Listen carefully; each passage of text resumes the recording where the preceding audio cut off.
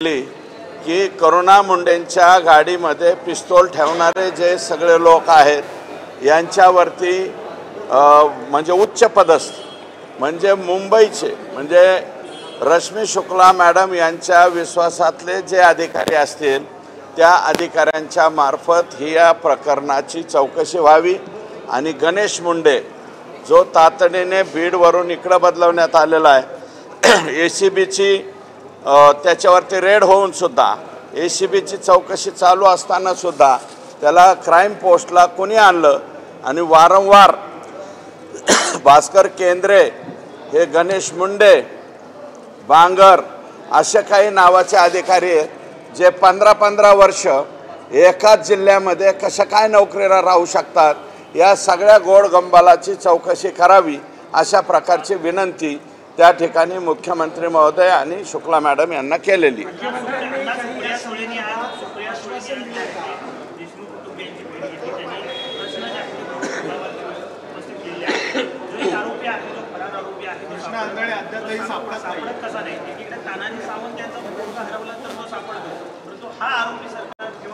हे पहा कृष्णा आंधळेच्या बाबतीमध्ये मी पहिल्यापासून या ठिकाणी सांगतोय की तो संभाजीनगरला पोलिसाची तयारी करायला होता आणि त्याच्यानंतर त्यांनी गुन्हेगारीकडे वळला।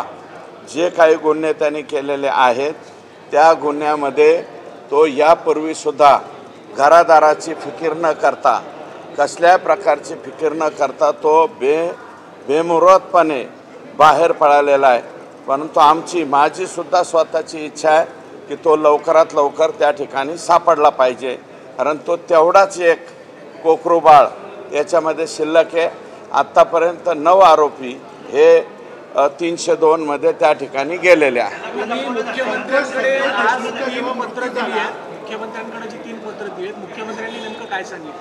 मुख्यमंत्र्यांनी तातडीने आदेश दिलेले आहेत। लगेच माननीय श्रीकर परदेशी साहेबांना सांगून मॅडमला त्या ठिकाणी सांगायचं सांगितलं आणि मी मॅडमला सुद्धा भेटून आलेलो आहे।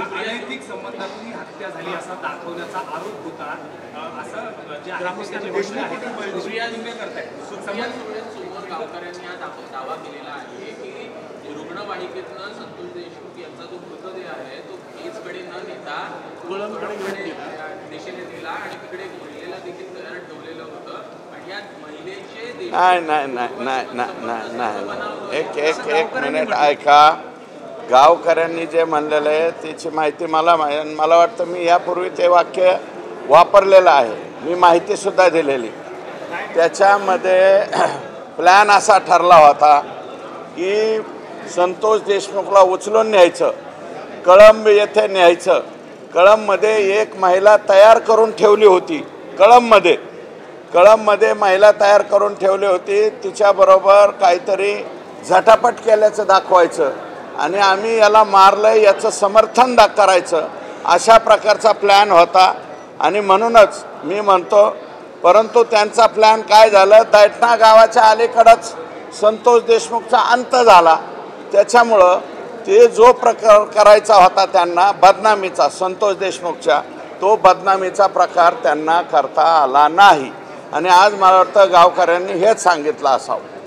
अजून एक कृषीच्या संदर्भात देखील एक बाजू ही प्रकरण सगळं आहे, दुसऱ्या बाजूला कृषी संदर्भाचा अहवाल आला आहे त्याच्यामध्ये देखील जी वाढीव दरानं खरेदी झाली त्याच्यावर देखील टप्पा त्या सगळ्या अभ्यासक आहेत त्यांनी ठेवला आहे आणि त्याच्यात देखील ते कुठं दोषी सापडतात अशीच काही गोष्टी पाहिजे। हे बघा मी मागील आठवड्यात एक पत्र कृषी आयुक्ताला दिलेलं होतं, दुसरं एक पत्र मी रस्तोगी साहेबांना दिलं। मला वाटतं ते सुद्धा व्हायरल झालं, बाहेर लोकांच्यापर्यंत आलं आहे। परंतु हा जो प्रकार आहे कृषी विभागाचा जो घोटाळा आहे तो किती बेमालूमपणे करण्यात आलेला आहे आणि तमाम महाराष्ट्रातल्या शेतकऱ्यांना फसवण्यात आले। त्याच्यानंतर तिथले रेट कार्ड्स काय आहेत, कोणाच्या पोस्टिंगचे काय हे मी परवा सांगणार आहे कारण उद्याच्याला शिवजयंतीचा आपला राजाचा चांगला दिवस आहे। त्याच्यामुळं शिवजयंतीच्या अगोदल्या दिवशी मी बोलत नाही, मी 20 तारखेला याचा पर्दाफाश करेल आणि त्याच्यात कोण कोण अधिकारी जबाबदार आहे, मंत्री कोणते जबाबदार आहेत, हे सगळं परवा सांगेल. शक्य जे अधिकारी ऐकत नाहीत असे 4 अधिकारी बदललेले आहेत, त्यांचे नावं सुद्धा मी परवा सांगेन.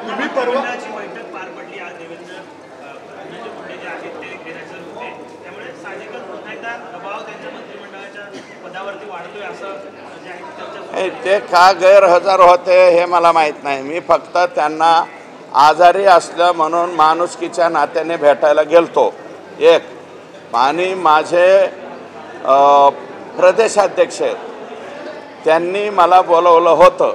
हे 30 दिवसापूर्वीचा वेळ असेल.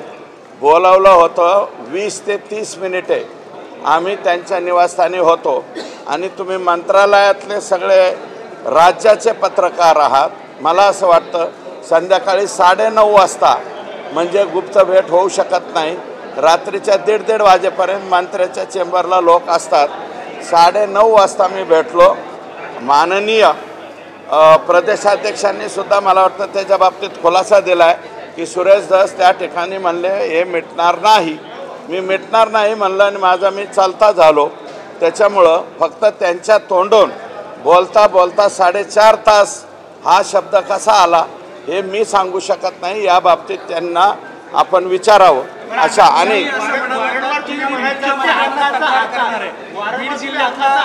मात्र धनंजय मुंडेचं नाव तुम्ही कधीच घेताना पाहायला मिळालं नाही. मात्र त्यांची भेट घेतली त्यामुळे तुमच्याकडे संशयाने बघितलं. हे बघा, माझ्याकडं संशयानं बघण्यासारखं काहीच नाही याच्यामध्ये. पहिल्यांदा प्रदेशाध्यक्षांनी मला बोलवलं म्हणून मी गेलो आणि भेटून त्या ठिकाणी 30 मिनिटाच्या आत बाहेर पडलो. दुसरी गोष्ट अशी आहे की दुसऱ्यांदा एक भरणे मामा आणि माझे निकटवर्ती ते म्हणाले रात्रीच्याला त्यांना आचक्या उचक्या लागल्या होत्या म्हणून रात्री दवाखान्यात नेलं होतं. तुम्ही भेटून यायला पाहिजे. राजकारणामध्ये जरी तुमची कटुता असली तरी एवढ्या बाबतीत जायला पाहिजे म्हणून मी ते गेलतो. ते बी शासकीय निवासस्थानी गेलतो आणि मी डिनाय नाही केलं. बाकी कोणी डिनाय केलं असतं किंवा नाही म्हणलं असतं. पण एक आहे की 4.5 तास हा शब्द वापरल्यामुळं त्याच्यामध्ये मोठ्या प्रमाणात संभ्रम निर्माण झाला हे मात्र खरं. तर 4.5 तास का म्हणले ते माझे वरिष्ठ आहेत. तुम्ही हे बावनकुळे साहेबांनाच विचारा अशी माझी विनंती. मला बदनाम करतो यामुळे आणि मुख्यमंत्र्यांकडे आपण त्या बीडच्या नेत्याची तक्रार करणार. बीडच्या एका मोठ्या नेत्याचं आणि कोणाकोणाचं षडयंत्र आहे हे याचं टायमिंग जुळून आणणं. कारण बावनकुळे साहेबांच्याकडे आमची बैठक झाल्याला 30 दिवस होऊन गेले ना. आणि हे काल परवा दवाखान्यासाठी भेटलो हे दिवस कोणता आत्ताच आहे. दोन्हीची सांगड घालणं बरोबर मला कळतं, तुम्हाला पण कळतं. कोणता मीडियाचा हे जे आहे विचारणारा काय म्हणतात ते अँकर, एकच अँकर त्यांच्याकडे जातो, तोच अँकर माझ्याकडे येतो का? कोणते अँकर लगेच परळीला आणि मस्साजोगला पाठवलं जातात. एवढं न कळण्या इतके एवढे दूधखोळे आम्ही नाही. परंतु त्या बीड जिल्ह्यातल्या मोठ्या नेत्याची तक्रार ही 100% मी मुख्यमंत्र्यांकडे करणार. म्हणजे षडयंत्राच्या बाबतीत जे षडयंत्र रचलं गेलं, जे गेले 4-5 दिवस झालं बदनामी करण्याचं नाटक चाललेलं आहे, त्याच्यामध्ये ठराविक काही मंडळी आहेत. ती मंडळी मला ओळखू आलेली आहे आणि लवकरात लवकर मी म्हणलेलं आहे त्यांचा मी पर्दाफाश करणार. असे म्हणालात की आपण अजित पवारांना अजूनही काही पत्र लिहिली आहेत. एकंदर पालकमंत्रीपदाच्या काळातल्या खर्चाबद्दल अजूनही 2 पत्र लिहिली आहेत. नेमकी पत्र काय तर अजित पवारांनी काय नेमकं सांगितलं? मी 73 कोटी रुपये DPCचे जे बोगस उचलले गेलेले आहेत, ज्याचं कामच केलं नाही, फक्त प्रशासकीय मान्यता.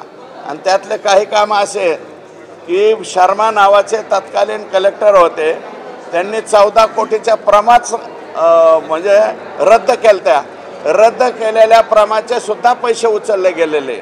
आणि आणखी एक आहे की मी परळी नगरपालिकेच्या नगर परिषदेचं ऑडिट लावण्याचा त्या ठिकाणी ऑर्डर मला वाटतं माननीय एकनाथ शिंदे यांची ऑर्डर झालेली आहे आणि परळी नगरपालिकेचं ऑडिट व्हावं अशा प्रकारची मागणी केली.